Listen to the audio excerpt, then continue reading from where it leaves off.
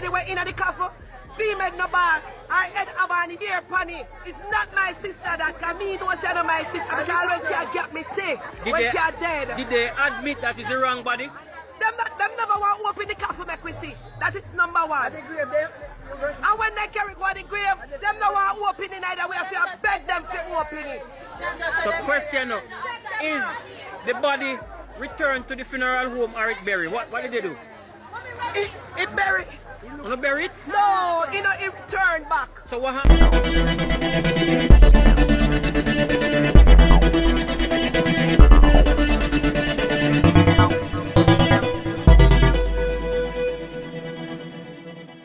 People, with all what is going on with the Prime Minister, it seems as if the Prime Minister is about to sue the Integrity Commission. We have more in that report coming up. But what I am about to talk about now, people, is a very disturbing video when me just get and me can't finish watch the video. Them say the boy father stab him in him sleep. People, me say the little boy lie down on him back asleep, you know. And me see somebody go over the youth with a knife and place the knife in him chest. And people, me couldn't wait to see when him sink the knife, you know. But me kind of fast forward the video. And believe me, it wasn't nice. You hear me I tell you? I know a normal thing. The little boy chest stab out. Them say him father do it. So, that is attempted murder. Seen? And up to the time, no one knows where this incident took place. But it no look like a Jamaica people because we would have heard about that already. But it's serious. I don't know if you don't want to see the video, you know. Me no know.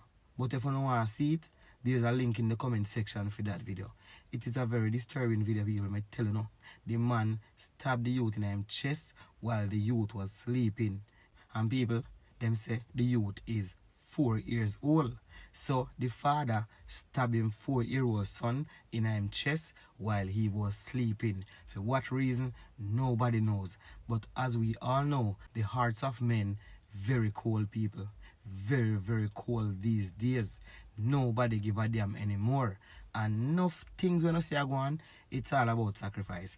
Anyway, let's go over to Nationwide and we get a better understanding about what Andrew Holness wants and what he is about to do about the Integrity Commission. Tuesday, October 1, 2024. Well, Nationwide News can confirm that the Prime Minister, Andrew Holness, Imperium Holdings Limited, Positive Media Solutions Limited, and Positive Jamaica Foundation Limited have filed in the Supreme Court an application for permission to apply for judicial review in the matter concerning the Prime Minister's statutory declarations and that report into his statutory declarations tabled in the House of Representatives a few days ago. This is a long document. The Prime Minister and those three companies, Positive Media Solutions, Positive Jamaica Foundation, and Imperium Holdings Limited, the three companies that were the center of focus and attention by the Integrity Commission. Those are the four applicants. The respondents,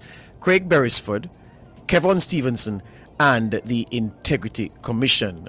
Holness and the companies, they want leave to be granted for a judicial review of the failure and or refusal of Craig Beresford to act impartially, fairly and independently to carry out his statutory duty to examine the 2022 and the 23 statutory declarations of Andrew Holness pursuant to the Integrity Commission Act. Holness wants a judicial review of the decision to continue or keep the investigation for illicit enrichment open in relation to his 2021 declarations, notwithstanding findings or conclusions that for that year his liabilities were greater than his assets to the tune of $10.46 million, or otherwise there was no unexplained growth in his net worth. He wants judicial review of the decision to embark on, continue, or keep the investigation open into his 2022 declarations, notwithstanding findings or conclusions that for that year his liabilities were greater than his assets to the tune of 5.3 million Jamaican dollars. He wants a judicial review of the failure by, well, the finding by Kevin Stevenson or the decision in all the circumstances that Andrew Holness's lawful objection as contained in his responses and from his attorneys on his behalf, including in the letter of the 16th of July 2024, is a refusal to provide information which inhibited his ability to make a comprehensive and final assessment of the first applicant's assets, liabilities, and income. Remembering, of course, that Holness is the first applicant. He wants a judicial review of what he says is the impermissible commingling of the relationship and or functions of and amongst the divisions of the Commission and the Commission, resulting in a conflict of interest and or abdication of the duty of the respondents, Beresford, Stevenson, and the Integrity Commission when exercising their statutory functions. He wants a judicial review of the failure of Stevenson and the Integrity Commission to recommend and or issue a public exoneration of culpability on the termination of their first investigation of Holness's 2021 declarations as required by Section 54.5, while improperly including its details in the report of August 30, 2024, such that the benefit of exculpation is lost. Exculpation, of course, means free from blame or guilt. He wants a judicial review of the misuse of his private information by disclosing that private information in a manner that is prejudicial to his rights and interests. He wants a judicial review of the Integrity Commission's misuse of Section 36.3 of the Integrity Commission Act to table a special report in Parliament and make improper and unlawful recommendations to Parliament and or the FID and Tax Administration Jamaica. He wants a judicial review of the findings and or conclusion that there is a potential conflict of interest between him, Andrew Holness, and Norman Brown, who is the chairman of both the Housing Agency of Jamaica and the UDC. And he asks for several orders. Order of certiorari, court process, of course, that seeks a judicial review of a decision by a government entity. He also wants an order of mandamus, which is a court order that requires a government official or entity to perform a legal duty or refrain from illegal action.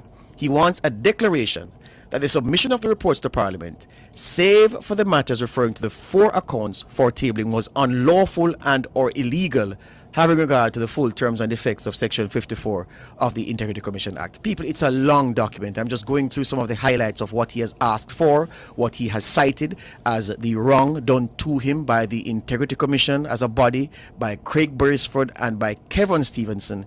And joining him as applicants in this application to the Supreme Court is Imperial Holdings Limited, Positive Media Solutions, and Positive Jamaica Foundation. This action was filed in the Supreme Court September 30 this year. We will have much more in subsequent newscasts. Today, the Prime Minister said he was going to court. He has gone to court. The Integrity Commission will have some big questions to answer in court regarding the Prime Minister's statutory declarations.